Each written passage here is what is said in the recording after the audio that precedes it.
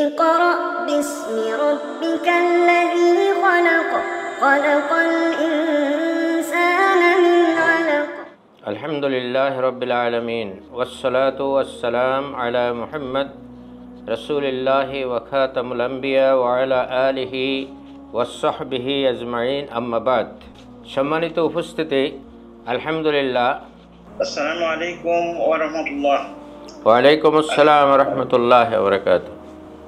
আলহামদুলিল্লাহ, আমি যত বছর যাবৎ যুক্ত হচ্ছি আমি একটা পর্ব আল্লাহর মধ্যে মিস করি নাই, কিন্তু এই এমন সুযোগ আমার জীবনে পড়াতে পাইনি। অত্যন্ত উৎফুল্ল আমি যে এমন একটা উদ্যোগ নেওয়া হয়েছে। আলহামদুলিল্লাহ, আল্লাহ উত্তম জাযাক দান করুন। আর প্রশ্ন উত্তর দেওয়ার জন্য যাকে পাচ্ছি ইসলাম চিন্তাবিদ, এটা আরো বেশি প্রত্যাশাকে আরো এগিয়ে নিয়ে গেছে। আলহামদুলিল্লাহ, আল্লাহ ওনাকে হায়াতের দান। আমার প্রশ্ন যে ওই আমাদের সমাজে যে হাদিস হিসাবে আছে যে ওই এক পতিতা বেশ্যা, সে একটা প্রাণী বিড়াল অথবা যে পানি খাওয়াইছিল সেজন্য সে জান্নাত পেয়েছে। তারপরে এরকম আরো আছে এই ধরনের যে মানে একটা বিষয় নিয়েই জান্নাতে। আমি এটা অবশ্য কমেন্ট বক্সে লিখেছি। তো এইভাবে যে আপনার কাছ থেকে যে আলোচনা শুনেছি আল কোরআন মুক্তির পথ, এবং আল কোরআন ছাড়া মুক্তির কোনো পথ নেই। আর কোরআনে যেটা বলেছে যে ফোরকানে 30 নম্বর আয়াত, যে আল্লাহ রাসূল সেদিন অভিযোগ করবেন যে এই কিতাবকে পরিত্যক্ত হিসেবে দেখেছে। তো এই হাদিসটা কতটা আছে এই বিষয়ে একটু বলুন। ধন্যবাদ আজহারুল ইসলাম তালুকদার সাহেবকে। আপনি পতিতা সংক্রান্ত যে হাদিস উল্লেখ করেছেন, হাদিসটি যাচাই করার বিষয় আছে, সেটির সঠিকতা যাচাই করার বিষয় আছে, কিন্তু এটা খুবই প্রচলিত হাদিস, ওয়াজ নসিহতে লোকেরা বলে থাকে। তো এটার একটা ব্যাখ্যাও আছে। সেই ব্যাখ্যা হলো, যত বড় গুনাহগারই হোক, মূর্তি পূজারী হোক, মুশরিক হোক, সে যদি ঈমান আনে, ঈমান আনার মাধ্যমে, মুসলিম হবার মাধ্যমে তার আগের গুনাহ মাফ হয়ে যাবে। ওই মহিলা এরকম হতে পারে, কারণ এরকম না হলে জান্নাতে যাওয়ার কোনো সুযোগ তার জন্য নেই।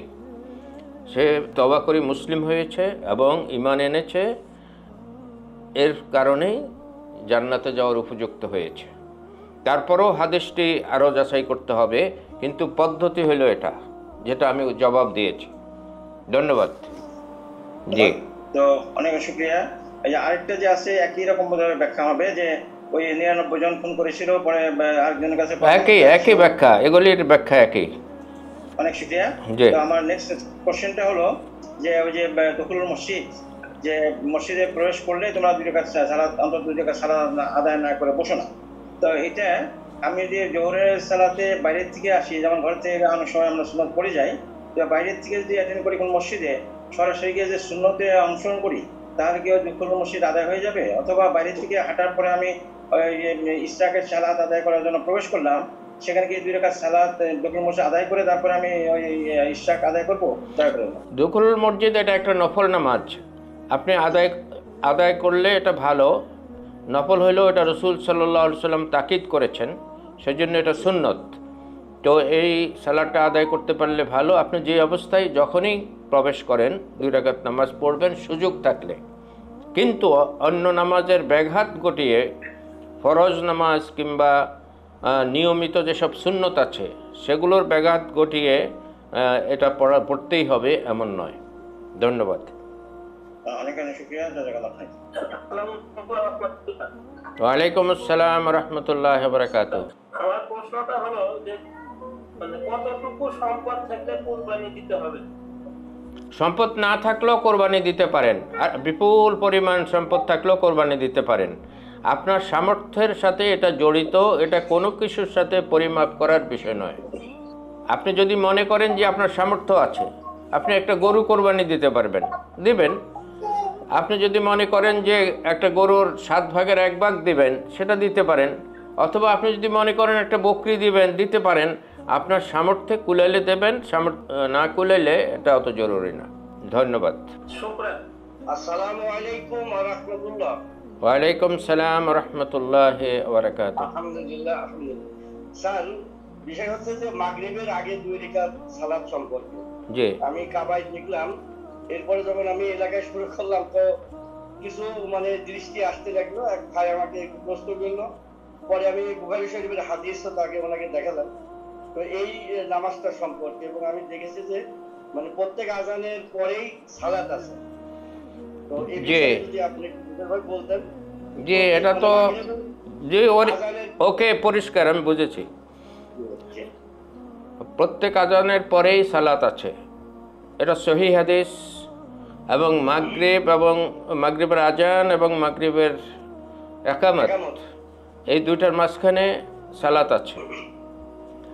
তো এই বিষয়টি হাদিসে সুস্পষ্ট আছে। রাসূল করিম সাল্লাল্লাহু আলাইহি ওয়াসাল্লাম মেরাজ থেকে আসার পর তিনি জান্নাত তাকে দেখানো হয়েছে। তো জান্নাতে যাওয়ার পরে তিনি ওনার সামনে দিয়ে পায়ের ঠকঠক আওয়াজ শুনছেন, এবং আওয়াজটা বেলালের পায়ের আওয়াজের মতো, বেলাল রাদিয়াল্লাহু তাআলা আনহুর পায়ের আওয়াজের মতো। কারণ উনি রাসূল সাল্লাল্লাহু আলাইহি ওয়াসাল্লামের খাদেম ছিলেন, মুয়াজ্জিন ছিলেন। আল্লাহ রসুলের কাছে সুস্পষ্ট ছিল বেলালের আওয়াজ এটা। তখন রাসূলুল্লাহ সাল্লাল্লাহু আলাইহি সাল্লাম বললেন এক নামাজের পরে যে আমি জান্নাতে যখন গিয়েছি একটা সুন্দর ঘর দেখেছি, সেখানে সুন্দর হুরেরা আছে। আমি জিবরিল আলাইহিস সালামকে জিজ্ঞাসা করলাম এই ঘরটি কার? জিবরিল বললেন যে এটি হচ্ছে ওমরের ঘর।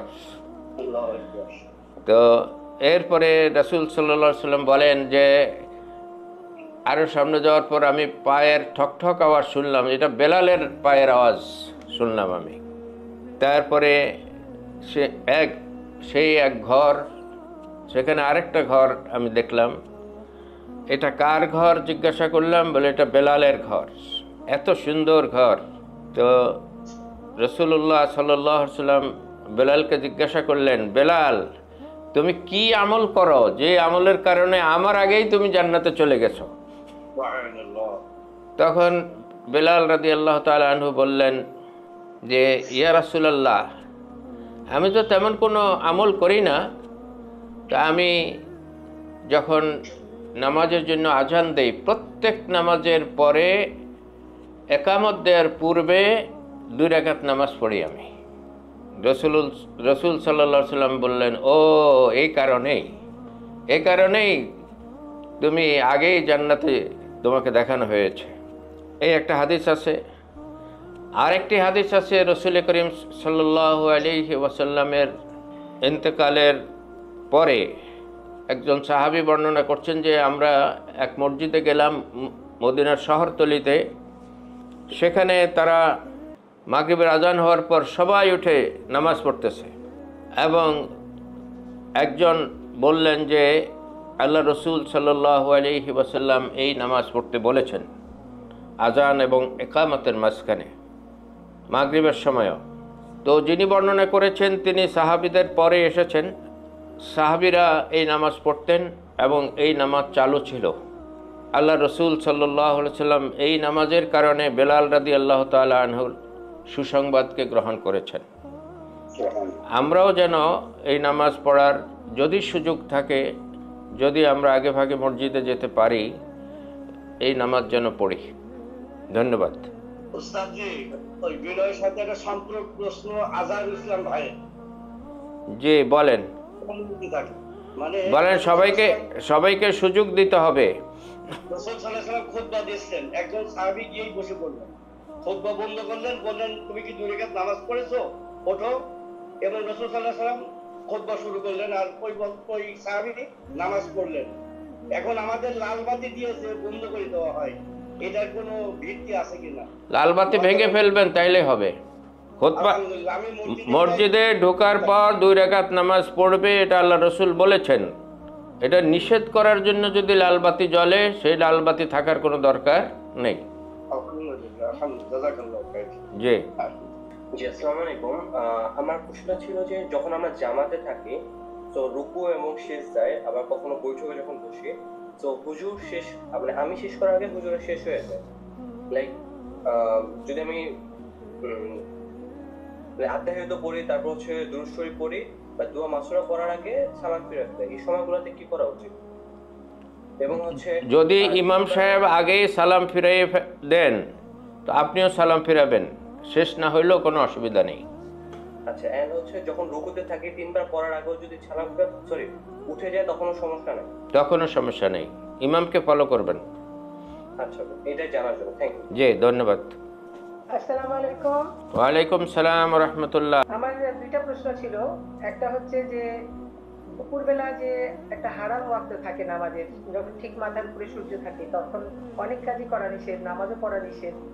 তো এই সময়টা ঠিক কখন হয়? এটা তো জোহরের আগে হবে না পরে হবে? এবং টাইম যদি আমাদের জানা থাকতো, টাইম তো শিফট করে কিন্তু আমরা কোনো এটার হলো হাদিসে যে টাইম আছে সেটা হলো সূর্য যখন একবার মাথার উপরে সোজা হবে এবং একজন মানুষের ছায়া যখন তার পায়ের নিচে পড়বে, এদিক সেদিক যাবে না, মাথার উপরে থাকবে একবারে, এটা হচ্ছে সেই নিষিদ্ধ টাইম। তারপর ছায়া যখন লম্বা হওয়া শুরু করবে তখন নিষিদ্ধটা চলে যাবে। সেটা কি জোহরের আগে হয়? তো হ্যাঁ, জোহরের আগে, জোহর শুরু হওয়ার আগে। আমরা যারা ঘরের মধ্যে থাকি আমরা কি বুঝবো কি করে? আমরা বর্তমান যুগে এটার কোনো সমস্যা নেই। যেমন ইফতারের টাইম সূর্য ডোবার সাথে সাথে, আপনি ঘরে থেকেই তো ইফতার করতেছেন, আপনার সূর্য দেখতে হচ্ছে না। যে কোনো নামাজের টাইম, মাগরিবের টাইম হইল কি না আপনি ঘরে থেকেই জানতে পারতেছেন, আজান শোনা ছাড়াও আপনি বুঝতে পারতেছেন। সুতরাং ওটারও একটা টাইম আছে। আপনি এখন গুগল দেখলেই বুঝবেন একবারে সূর্য মাথার উপরে কখন আসে, এটা আপনাকে গুগল বলে দেবে। আচ্ছা, ধন্যবাদ। ঠিক আছে। আচ্ছা, আরেকটা প্রশ্ন ছিল, যেটা হচ্ছে ফজরের নামাজের পরে কিছুক্ষণ জেগে থেকে 2 রাকাত নামাজ, সূর্যোদয়ের পরে 2 রাকাত নামাজ পড়তে বলা হয়। জি, এটার ফজিলত নামাজটা না পড়লে কি হয়? আর আমরা তো ধরেন ইশরাকের নামাজ খানিকক্ষণ পরে যেটা পড়তে হয় সেটা তো আমরা জানি যে 2 রাকাত আমরা যে কোনো সময় জোহরের আগে পড়তে পারি।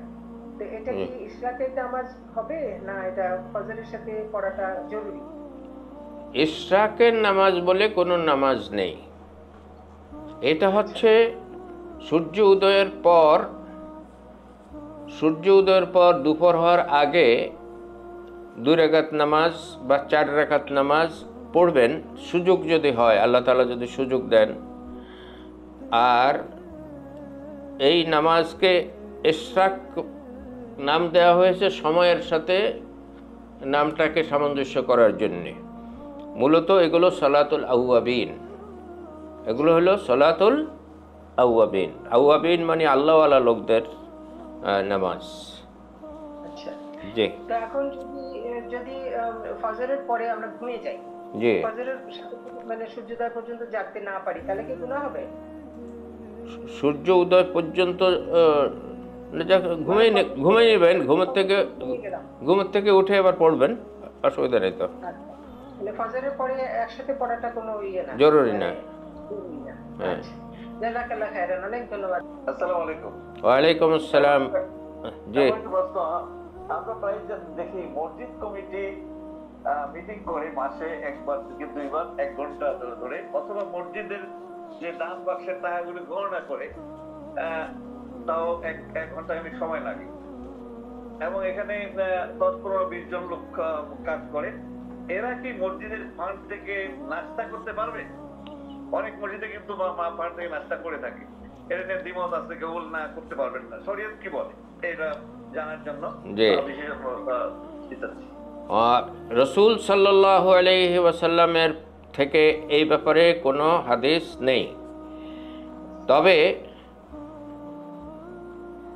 উলামায়ে কেরাম পরবর্তীকালে ইমামদের জন্য বেতন নির্ধারণ করেছে এবং সেটা এই টাকা থেকেই। মুয়াজ্জিনদের জন্য বেতন নির্ধারণ করেছে এই টাকা থেকেই।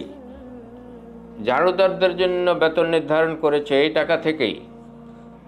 সুতরাং পরিশ্রম করার কারণে যদি কাউকে টাকা দেয়া হয় সেটাতে সমস্যা নেই, যেমন ইমামকে দিলে সমস্যা নেই। ওকে, সংক্ষিপ্ত জবাব দিলাম। আসসালামু আলাইকুম। ওয়ালে- জিনাত রেহানা বাক্যবর থেকে বলছে। ওয়ালাইকুম সালাম। জিনাত রেহানা, ভালো? হ্যাঁ স্যার, ভালো আছেন? আলহামদুলিল্লাহ। বলো।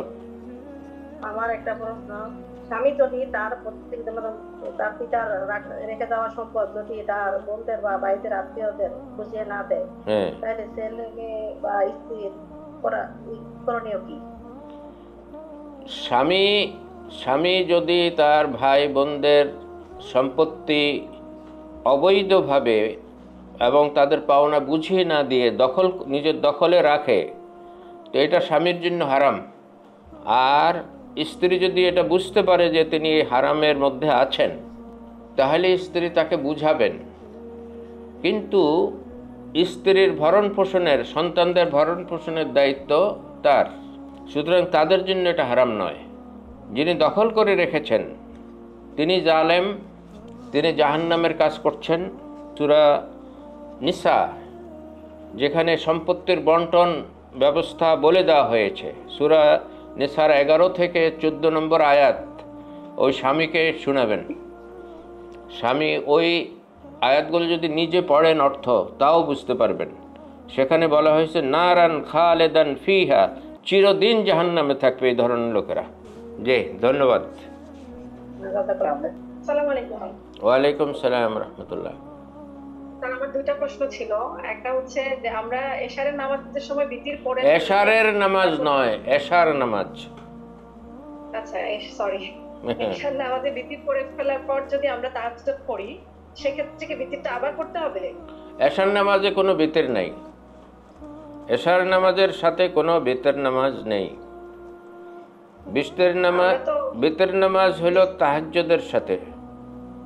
না, অনেক সময় হয় কি তাহাজ্জুদ হয়তো পড়তে পারবো কিনা, তখন উঠতে পারি কিনা, সেক্ষেত্রে এশারের সময় পড়ে ফেলা হয়।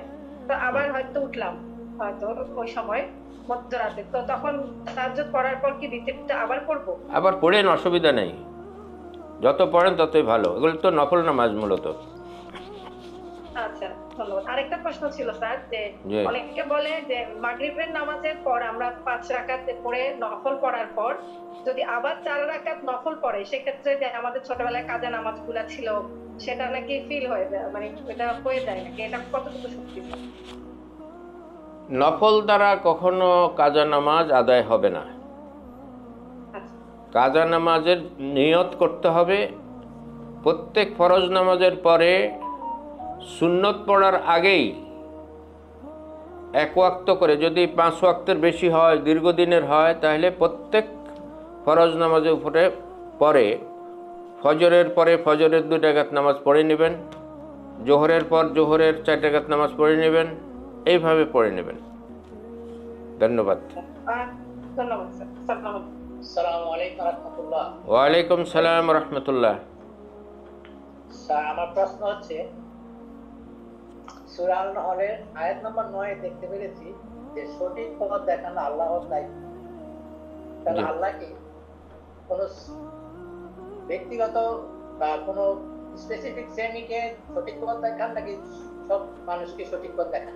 আল্লাহ গোটা বিশ্ব মানবতার জন্য সঠিক পথ দেখানোর দায়িত্ব আল্লাহর, এবং তিনি সেটা দেখিয়েছেন। সেটা হচ্ছে আল কোরআন এবং আল্লাহ রসুল সাল্লাল্লাহু আলাইহি ওয়াসাল্লাম। তাহলে মানুষ কেন এই ভুল খারাপি করে? আল্লাহ পথ দেখিয়েছেন, আল্লাহ ঘাড়ে ধরে কাউকেও ভালো পথে আনা দায়িত্ব নেন নাই। আল্লাহ বলেছেন আমি পথ দেখাই দিলাম, সিরাতুল মুস্তাকিম দিয়ে দিলাম তোমাদেরকে, তোমরা এই পথে চলো, জান্নাতে যেতে পারবে। আর এই পথ থেকে যদি তোমরা বিচ্যুত হও, গোমরাহির পথে চলো, মন্দ পথে চলো, তাহলে জাহান্নামে যাবে। আল্লাহ মানুষের স্বাধীনতা দিয়েছেন, সুতরাং মানুষ স্বাধীনভাবে যেই পথ গ্রহণ করে সেটার হয় পুরস্কার পাবে, না হয় শাস্তি পাবে। জি, ধন্যবাদ। জাযাকাল্লাহ খায়র। আসসালামু আলাইকুম। ওয়ালাইকুম সালাম রহমতুল্লাহ। আমরা জানি যে দাঁড়িয়ে প্রসাব করা হারাম, এবং আমি বক্তার ওয়াজে শুনছিলাম যে প্রতিটা হারাম জিনিস হারাম করার জন্য প্রতিটার একটা ব্যাখ্যা থাকে যে এটা কেন হারাম। তো দাঁড়িয়ে প্রসাব করে কেন হারাম এটা আমি এখন পর্যন্ত শুনতে পাইনি, যদি এর একটু ব্যাখ্যাটা দিন। প্রত্যেকটা হারাম কাজের ব্যাখ্যা থাকে, এই ধরনের কোনো ব্যাখ্যা আল্লাহ এবং আল্লাহ রসুল দেন নেই। আল্লাহ তাআলা সুদ হারাম করেছেন, শুধু এতটুকু বলেছেন আহাল্লাল্লাহুল বাইআ ওয়া হাররামার রিবা। আল্লাহ ব্যবসা হালাল করেছেন, সুদ হারাম করেছেন। একইভাবে হারাম জিনিস শুয়োরের গোশত খাইতে আল্লাহ নিষেধ করেছেন, কিন্তু কেন নিষেধ করেছেন সেটা বলেন নাই। আল্লাহ এবং আল্লাহ রসুলের যে কোনো আদেশ বিনা বাক্য ব্যয়ে ব্যাখ্যাবিহীনভাবে মেনে নেয়া, এটা হচ্ছে মুসলিমের দায়িত্ব। ব্যাখ্যা যদি কিছু থাকে সেটা লোকেরা আলোচনা করতে পারে, যদি তাদের কাছে প্র্যাকটিক্যাল কোনো ব্যাখ্যা চলে আসে। যেমন শুয়োরের গোশত খাইলে কি ক্ষতি হবে, আজকাল ডাক্তাররা অনেক কিছু আবিষ্কার করেছে, কিন্তু এটা আল্লাহ বলে দেন নাই। সুতরাং কেন দাঁড়িয়ে পেশাব করা নিষেধ করেছেন এটা জানতে চাওয়া কোনো মুমিনের দায়িত্ব নয়। ক্ষতির দিক আছে, কিন্তু সেটা শরীয়তের অংশ নয়। ধন্যবাদ। আরেকটা হলো, আপনি হারাম শব্দ ব্যবহার করেছেন, আল্লাহ রসুল নিজেও দাঁড়িয়ে পেশাব করেছেন, এখানে হারাম শব্দ ব্যবহার করা যাবে না।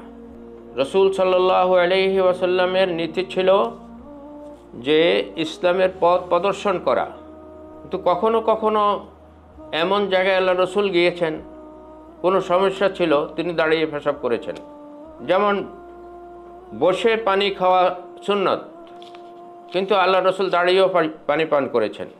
সুতরাং এই যেগুলো সাধারণ বিষয় এবং ফরজ নয়, ওয়াজিব নয়, সেই বিষয়গুলোকে বাধ্যবাধকতা করে দেন নাই আল্লাহ রসুল, এগুলো খেয়াল রাখবেন।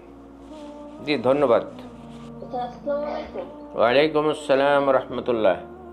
স্যার, আমার প্রশ্ন হচ্ছে, আমরা যে মেয়েরা হিজাব পরে নামাজ পড়ি, এই হিজাবটা যদি কপালে অনেকখানি চলে আসে, যে আমার সিজদাটা সরাসরি কপালে না পড়ে হিজাব সহ হচ্ছে, যে আমরা তো জানি যে নাক আর কপাল সিজদায় করতে হয়, তো এটাতে কোনো মানে মনে হয় যে নামাজ হচ্ছে না, এটা কি কোনো সমস্যা স্যার? না, নামাজ হচ্ছে, যদি অনেকখানি কপালে, বুঝতে পারছি, নামাজ হচ্ছে না এমন কিছু নয়। আমরা তো জায়নামাজেও নামাজ পড়ি, মসজিদে যাচ্ছি, সেখানেও জায়নামাজের উপরে নামাজ পড়ে লোকেরা, তাই না? তো সেখানে সেজদা তো মসজিদে পড়তেছে না, জায়নামাজে পড়তেছে, আর জায়নামাজ তো মসজিদ নয়। সুতরাং সেজদা জমিনে লাগতে হবে, কোনো কিছুর উপরে হইলে তাতে কোনো অসুবিধা নেই। ধন্যবাদ। একটা প্রশ্ন হচ্ছে, আমরা অনেক সময় ইচ্ছাকৃত না, অনেক সময় আমাদের, যেমন আমরা মুসলিম কান্ট্রি, অথচ আমাদের দেশে মসজিদগুলোতে বা আমাদের মেয়েদের নামাজ পড়ার কোনো ব্যবস্থা নেই। আমরা অনেক সময় মার্কেটে বা কাজে বাইরে গেলে অক্তীয় নামাজ পড়তে পারি না, বিশেষ করে যেমন মাগরিবের নামাজটা সমস্যা হয় বেশি। সেই ক্ষেত্রে আমি যে কাজা নামাজটা কি আমার ঈশান নামাজের আগে পড়তে হবে নাকি ঈশানের পরে পড়তে হবে স্যার? নামাজ কাজা করা যাবে না, মসজিদে ঢুকে যেতে হবে মহিলাদের। পুরুষদের বলতে হবে বাইরে পড়েন না, পুরুষদেরকে বলতে হবে আপনারা 2-1 কাতার রেখে বাকিটা বাইরে পড়েন, আমরা মহিলারা পড়বো। ঢাকার দিকে হয়তো কিছু কিছু মসজিদে ব্যবস্থা আছে, কিন্তু অন্য কোথাও আর এই ব্যবস্থা নেই, যে কারণে আমাদের খুব প্রবলেমে পড়তে হয়। ওই যে মূর্খ মৌলবী সাহেবরা ইমাম ওয়াজ করে, মহিলারা মসজিদে আসতে পারবে না, এই জন্য সমস্যা হচ্ছে। আল্লাহ রসুল সাল্লাল্লাহু আলাইহি ওয়াসাল্লাম সুস্পষ্টভাবে বলেছেন, আল্লাহর বান্দীদেরকে মসজিদে আসতে তোমরা নিষেধ করো না, এটা আল্লাহ রসুলের নির্দেশ। যেসব মৌলবী সাহেবরা এগুলো নির্দেশ দিচ্ছে বা যেসব মসজিদ কমিটি এসব করছে, তারা অজ্ঞ, তারা মসজিদ পরিচালনা করার যোগ্য না, ইমামতি করারও যোগ্য না। মেয়েদের আন্দোলন করা উচিত এ ব্যাপারে, যে মসজিদে আমাদের জায়গা দিতে হবে। এখন ব্যবস্থা তো নেই, তাহলে সেই ক্ষেত্রে আমি ওই নামাজটা মানে কিভাবে আদায় করব? এশার আগে পরে এরকম কোনো ই করলে? নামাজের সময় বাইরে না থাকলেই তো হয়, তাহলে নামাজের সময় বাইরে না থাকলেই হয়। চেষ্টা করি, কিন্তু মাঝে মাঝে মাগরিবের নামাজটা সমস্যা হয়ে যায়। ঠিক আছে, মাগরিবের নামাজটা এশা পর্যন্ত থাকে, অনেক লম্বা টাইম। ওই বাসায় ফিরে পড়লেই হবে, যখনই ফেরা হয়। কেমন? জি স্যার, ঠিক আছে। আসসালামু আলাইকুম। ওয়ালাইকুম সালাম। আসসালামু আলাইকুম। ওয়ালাইকুম সালাম, বলো। তুমি রাজশাহী থেকে না? জি স্যার। জি বলো। স্যার আমার একটা প্রশ্ন হলো সামাজিক রীতিনীতি নিয়ে, যে আমাদের ইসলামিক কালচারে কিছু বিয়ে বা বিভিন্ন অনুষ্ঠানে সামাজিক রীতিনীতি আছে, আর একটা হলো স্যার প্রত্যেকটা অঞ্চলের একটা আঞ্চলিক রীতিনীতি আছে। এখন আমার প্রশ্ন হলো স্যার, সেই সব আঞ্চলিক যে সকল রীতিনীতি থাকে বা সেগুলো যদি ইসলামের সাথে সাংঘর্ষিক না হয় তাহলে সেগুলো আমরা পালন করতে পারবো কিনা? হ্যাঁ, ভালো প্রশ্ন। যেসব রীতিনীতি ইসলামের সাথে সাংঘর্ষিক নয় সেগুলো ঐচ্ছিক, পালন করলে করা যাবে, সেগুলো বর্জন করলে কেউ সেটার জন্য নিন্দা করতে পারবে না, এটা খেয়াল রাখতে হবে। ওকে, সেগুলো যদি কেউ পালন না করে কেউ নিন্দা করতে পারবে না, নিন্দা করলে সে গুনাহগার হবে। মানে স্যার তাহলে আঞ্চলিক রীতিনীতি যদি সাংঘর্ষিক না হয় তাহলে পালন করা যাবে? হ্যাঁ, ইসলামের স্পিরিটের সাথে সাংঘর্ষিক না হলে পালন করা যাবে। জি স্যার।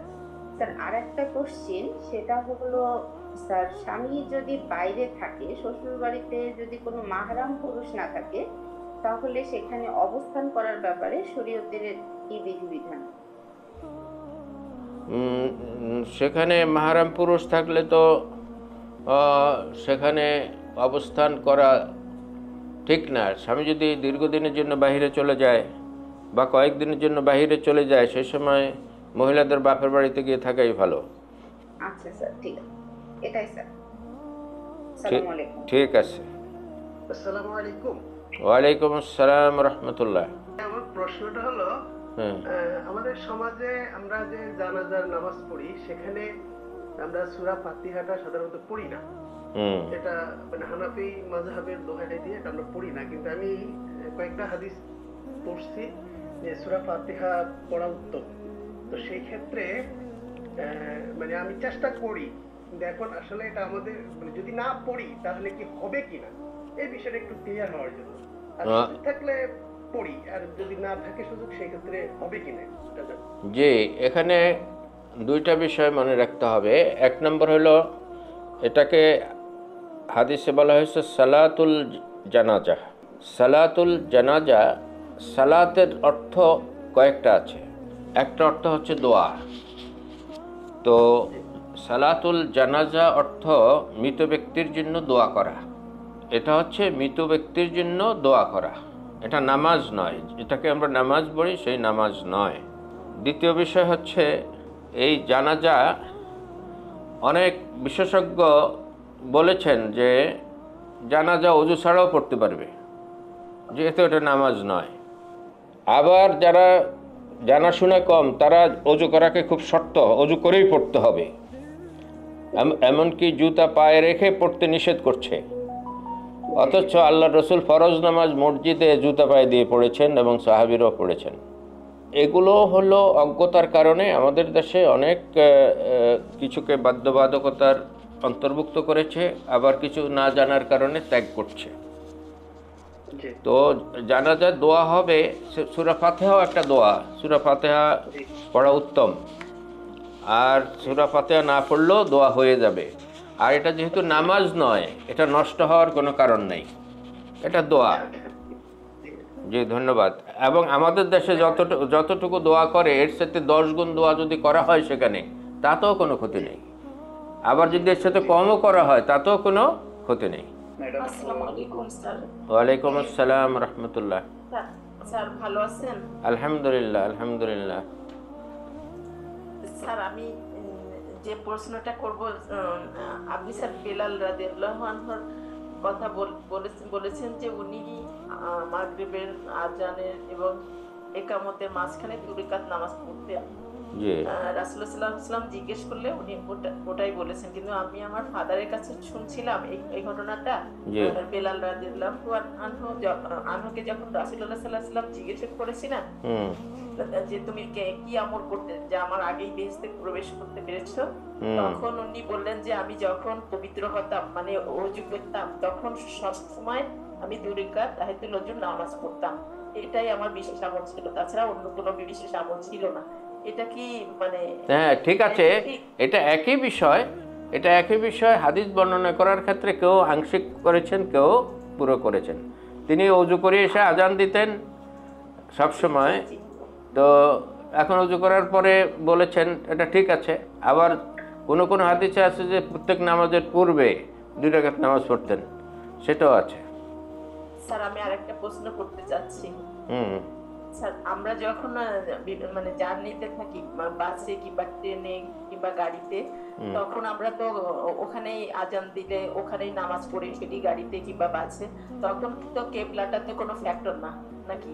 না, কেবলা সবসময় ফ্যাক্টর। এটা আমি বলি, হ্যাঁ বুঝতে পারছি প্রশ্নের বাকি অংশও বুঝতে পারছি। সেটা হলো গাড়ি যেদিকেই চলুক না কেন, যিনি নামাজ পড়বেন তিনি প্রথমে নিজেকে কেবলার দিকে মুখ করবেন, জেহাতিল কেবলা হবেন, কেবলা যেদিকে সেদিকে একটু ফিরবেন। তারপরে গাড়ি যেদিকেই যাক না কেন তিনি তার জায়গায় বসা থাকবেন এবং নামাজ পড়বেন। গাড়ি যেদিকেই যাক না কেন কোনো সমস্যা নেই। মানে কেবলার দিকে কি তাকে ফিরে থাকতে হবে না? না ফিরলেই হবে না, নিয়ত করবেন কেবলার দিকে ফিরে। ও, তারপরে যেদিকে চলতেছে ওদিকে পড়তে হবে, তাই তো? পড়লেই হবে, তিনি নামাজ পড়তে থাকবেন, গাড়ির যেদিকে ইচ্ছা সেদিকে যাক। স্যার কিন্তু গাড়িতে তো কেবলার দিকে ফিরে সবসময়, মানে অতক্ষণ কেবলার দিকে ফিরে নামাজ পড়া যায় না, লোকজন থাকে তো। এটা 1 সেকেন্ডের ব্যাপার, 1 সেকেন্ডের ব্যাপার। ও মানে কেবলার দিকে অল্প কিছুক্ষণ ফিরে নিয়ত করে তারপরে আমি যেদিকে চলছে ওইদিকে পড়বো, তাই তো? হ্যাঁ হ্যাঁ, অল্প কিছুক্ষণ না, কিছুক্ষণ। আচ্ছা ঠিক আছে স্যার, আমি কি আরেকটা প্রশ্ন করতে পারি? হ্যাঁ হ্যাঁ হ্যাঁ হ্যাঁ। স্যার আমরা মাগরিবের নামাজের পরে তো আমরা মিনিমাম 6 রাকাত নামাজ পড়ি, যেটা আউবিনের নামাজ বলে। এটা নফল নামাজ, কিন্তু আউবিনের নামাজ 6 রাকাত, মিনিমাম 6 রাকাত পড়ার কথা। এটা কি ঠিক? এটা তো আউয়াবিন মানে হচ্ছে নেককার লোক, আল্লাহওয়ালা লোক। আল্লাহওয়ালা লোকরা পড়লে অসুবিধা কি? কিন্তু এটা কোনো বাধ্যবাধকতা নেই, না পড়লে কোনো। সব সময় না, যখন সময় পাচ্ছি তখন পড়ছি। হ্যাঁ ঠিক আছে, সেটাই। আসসালামু আলাইকুম ওয়া রাহমাতুল্লাহ। ওয়া আলাইকুম সালাম ওয়া রাহমাতুল্লাহ। রাজশাহী থেকে বলছিলাম, সাজ্জাদুজ্জামান। জি, আমার একটা প্রশ্ন, 2টা প্রশ্ন আছে মূলত। 1 নাম্বার প্রশ্ন হচ্ছে যে আমরা তো বাইরে বাইরে যখন ঘুরি অনেক মসজিদ দেখি, মসজিদগুলো আপনার ওয়াক্তের পরে বন্ধ থাকে, মানে যখন নামাজের পরে বা আসর নামাজের পরে, সেই ক্ষেত্রে অনেক মুসল্লি ফিরে যায়। তা আমার প্রশ্ন হচ্ছে যে এই ক্ষেত্রে মানে শরীয়তের হুকুম কি? মসজিদটা বন্ধ রাখার ক্ষেত্রে শরীয়তের হুকুম কি? জি, মসজিদ খোলা থাকবে সব সময়। মসজিদে যদি কোনো গুরুত্বপূর্ণ জিনিস থাকে, চুরি হওয়ার আশঙ্কা থাকে, তাহলে সেই অংশটা বন্ধ রেখে বাকি যারা নামাজ পড়তে পারেন নাই, যারা নামাজ পড়বেন, তাদের জন্য মসজিদের কিছু অংশ খোলা রাখতে হবে। এটা শিক্ষা দিতে হবে ইমামদেরকে। জি, ধন্যবাদ। ওয়ালাইকুম সালাম রাহমাতুল্লাহ। আমার প্রশ্ন হচ্ছে 2টা। প্রথম প্রশ্ন হচ্ছে, আমরা যখন নামাজ পড়ি, নামাজের মধ্যে কোন কোন পর্যায়ে আমরা দোয়া করতে পারি? জি, আমরা যখন নামাজ পড়ি, নামাজ তো সালাত মানেই হচ্ছে দোয়া। সালাতের একটা অর্থ দোয়া। তো সালাতের মধ্যে আমরা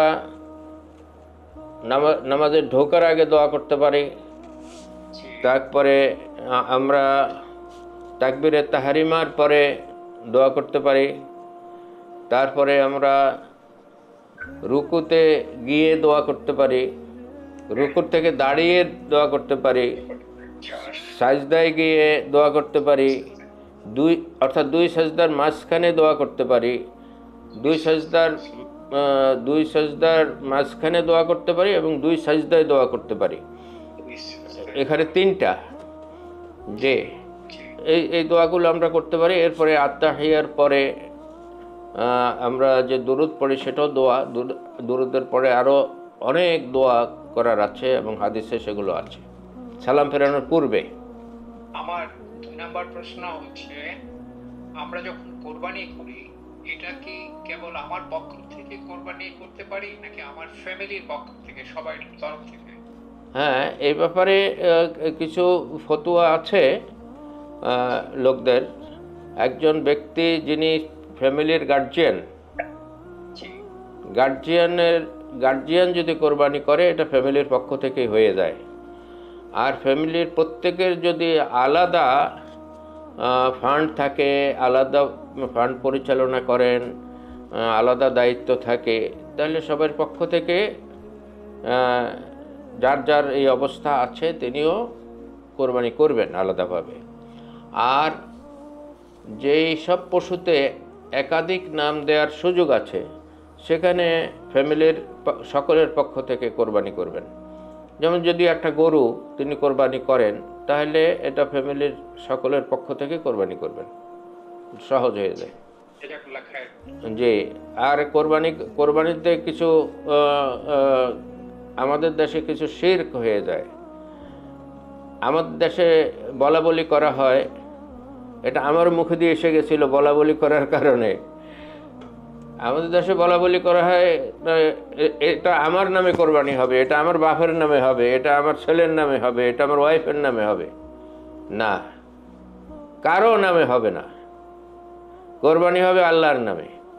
বলতে হবে আমার পক্ষ থেকে কোরবানি দিচ্ছি, আমার স্ত্রীর পক্ষ থেকে কোরবানি দিচ্ছি, আমার ছেলের পক্ষ থেকে কোরবানি দিচ্ছি, আমার মায়ের পক্ষ থেকে দিচ্ছি, আমার বাপের পক্ষ থেকে দিচ্ছি। কিন্তু তাদের কারো নামে কোরবানি হবে না, এটা খুব ভালো করে জানা থাকতে হবে, এটা সকলের জন্য এই কথাটা। জি, ধন্যবাদ। আসসালামু আলাইকুম। ওয়ালাইকুম সালাম। জি, আমি মেইনা জেসমিনের হাজবেন্ড এমএস আলমামুন বলতেছিলাম। আচ্ছা আচ্ছা, বলেন। স্যার ভালো আছেন আপনি? আলহামদুলিল্লাহ। কোত্থেকে বলছেন? জি, আমি সাতক্ষীরা থেকে বলছি স্যার। ও, সাতক্ষীরা থেকে। একটা কোশ্চেন ছিল স্যার, যে ওই অনেক সময় ব্যস্ত থাকি তো এই কারণে অফিসের কাজ বা পথে গাড়িতে যানবাহনে থাকি, এই কারণে জোহরের সালাতে ওই জামাতের পূর্বে 4 রাকাত মিস হয়ে যায় সুন্নাত। তো আমি কি জামাত করার পর পরের যে 2 রাকাত সুন্নাত তারপরে কি ওই পূর্বের 4 রাকাত সুন্নাত পড়তে পারবো কিনা? পারবেন। রাসূল সাল্লাল্লাহু আলাইহি ওয়াসাল্লাম একদিন আসরের নামাজের পরে নামাজ পড়ছিলেন। ওনার স্ত্রী উম্মে সালামা রাদিয়াল্লাহু আনহা এটা দেখলেন। দেখার পর উনি ওনার চাকরানিকে আল্লাহ রসুলের কাছে পাঠাইলেন। বললেন যে গিয়ে আল্লাহ রসুলকে বলো, ইয়া রাসূলুল্লাহ, আপনি তো আসরের পরে কোনো নামাজ পড়তে নিষেধ করেছেন, এখন কি আপনি ভুলে গেছেন? তো এরপরে চাকরানি গিয়ে আল্লাহ রসুলকে এই কথা বলল। আল্লাহ রসুল তো নামাজ পড়তেছেন, তো আল্লাহ রসুল আর সাড়া দেন নাই তার কথায়। এরপরে আল্লাহ রসুল সাল্লাল্লাহু আলাইহি ওয়াসাল্লাম নামাজ শেষ করে উম্মে সালামার কাছে আসলেন। আয়েশা বললেন, হে উম্মে সালামা, জোহরের আগের নামাজটা আমি পড়তে পারি নাই, সেজন্য আমি এটা আসরের পরে পড়ে নিলাম। ধন্যবাদ স্যার। জি, অনেক শুকরিয়া। ধন্যবাদ। আসসালামু আলাইকুম স্যার, আমার 2টা কোশ্চেন। একটা হচ্ছে যে সূরা মাইদাতে যে কুরবানি যে ইয়াসআলুনাকা মাযা উহিল্লা লাহুম কুল উহিল্লা লাকুম তাইয়্যিবাত ওয়া মা আল্লামতুম মিনাল জাওয়ারিহ। এই জাওয়ারিহ শব্দটা এটা সম্পূর্ণ নাম চাচ্ছিলাম যে এটা শিকারী যে এই জিনিসটা। আর ওই আরেকটা জায়গায় সূরা নিসাতে ইয়া আইয়ুহাল্লাযীনা আমানু লা তাকরাবুস সালাত ওয়া আনতুম সুকারা, এটা সবাই জানি, কিন্তু এই কোরআনের এই বিষয়গুলো আপনি একটু তাফসীর পড়লেই তো জেনে যাচ্ছেন। এগুলো এখানে প্রশ্ন করলে তো করা তো জরুরি না, আপনি একটু দেখে নিন, এটা সহজ বিষয়, আপনি একটা তাফসীর দেখে নিন। একজনে প্রশ্ন করেছেন, শাহজাহান আলী, সামনে কোরবানির ঈদ, ভাগে কোরবানি নিয়ে অনেক কথা বাজারে আছে, সঠিক তথ্য জানতে চাই, কোরবানির গোশত বিতরণের সঠিক পদ্ধতি জানতে চাই। এগুলি তো খুব প্রচলিত জিনিস। কোরবানি ভাগে কোরবানি দেয়া যাবে, এটা নিয়ে আলেমদের মধ্যে অনেক গবেষণা হয়েছে, অনেক চিন্তাভাবনা হয়েছে, এবং ভাগে কোরবানি দেয়াকে বৈধ মনে করছেন তারা। তো যদিও এই ব্যাপারে সরাসরি কোনো হাদিস নেই। আর কোরবানির গোশত বিতরণের ব্যাপারে তো এটা আছেই, কোরআনেই আছে, কোরবানির গোশত বিতরণ করবেন। কোরবানির গোশত আপনি বিতরণ করবেন, তাতে কোনো সমস্যা নেই। আত্মীয় স্বজনকেও দিতে হবে, আত্মীয় স্বজনকে বাদ দিয়ে শুধু বিতরণ করলে হবে না। যে এরপরে তাবাসসুম অতসী, বিদেশ থেকে সিয়াম শুরু করে দেশে এসে দেখেন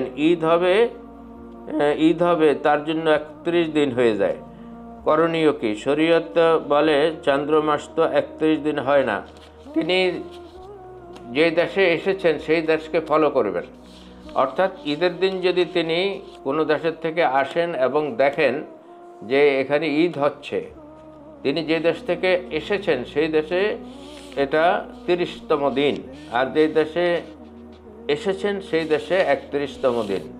তো সুতরাং তিনি এখানে রোজা ভাঙবেন, ঈদের দিন রোজা রাখা যাবে না, পরে আপনি রেখে দেবেন। ধন্যবাদ। আব্দুল ওয়াহেদ ভাই দেখা যায় লিখিত প্রশ্ন করছেন, একজনের 4 সন্তান, একজনকে বিদেশে মেডিকেলে পড়ানোর জন্য 1 কোটি টাকা খরচ হয়েছে, বাকিদের জন্য 10 লাখ টাকা 15 লাখ টাকা খরচ হয়েছে, ওয়ারিশি কিভাবে ভাগাভাগি হবে? অন্যদের ক্ষেত্রে ওয়ারিশি হুবহু কোরআনে যা আছে সেইভাবে বন্টন হবে, আর আপনি সবার জন্যেই দুনিয়াতে যার যতটুকু প্রয়োজন অনুযায়ী খরচ করবেন, এটাতে কোনো সমস্যা নেই। যেমন কারো যদি অসুখ হয়ে যায়, সেখানে 1 কোটি টাকা খরচ হইল, তা করতে হবে, এরকম আর কি। অন্য ছেলেরাও যদি বিদেশে পড়তে চায় তাদেরকেও বিদেশে পড়াবেন। ধন্যবাদ। একজনে প্রশ্ন করছেন, আব্দুল্লাহ মনিম, মাজারে সম্মানসূচক সেজদাকারী কি কাফির? মাজারে সম্মানসূচক সেজদাকারী মুশরিক। মাজারে সেজদা করা, মাজার তৈরি করা, মাজারের সম্মান প্রদর্শন করা মুশরিকদের কাজ, এটা সবাইকে মনে রাখতে হবে। যদি এমন পরিস্থিতি তৈরি হয় মেয়ের বা ছেলের পারিবারিক কোনো জটিলতায় বিয়ে করতে দেরি হচ্ছে, কিন্তু ছেলে এবং মেয়ে উভয়কে পছন্দ করে এবং বিয়ে হলে শরীরভাবে পাপমুক্ত হন, উভয় যদি প্রাপ্তবয়স্ক হয়, সেক্ষেত্রে সাক্ষী রেখে কাজী অফিসে গিয়ে সুনির্দিষ্ট নিয়মে নিজেরা বিবাহ করতে পারবেন কি না অভিভাবক ছাড়া, এবং এতে বিয়ে শুদ্ধ হবে কি না, বা উভয়কে স্বামী স্ত্রীর মতো করে চলতে পারবে কি না। বিয়েতে অভিভাবকের মতামত মহিলাদের নেওয়া জরুরি। ছেলে বিয়ে করতে পারবেন, তবে অভিভাবকদেরকে নারাজ করে বিয়ে করলে সেটা খুব একটা শুভ হয় না, কারণ আপনি যেভাবে বর্ণনা দিয়েছেন এই বর্ণনা হইল আকর্ষণের কারণে, পরস্পরের প্রতি আকর্ষণের কারণে উদ্বুদ্ধ হয়ে আপনারা এই বিয়ে করছেন। এই ধরনের বিয়ে খুব কম টিকে থাকে, এটা মনে রাখবেন। আর অভিভাবকরা যতটুকু বুঝে কাদের মধ্যে বিয়ে হওয়া উচিত, কাদের মধ্যে বিয়ে হওয়া উচিত নয়, আপনারা এই বয়সে সেটা বুঝবেন না।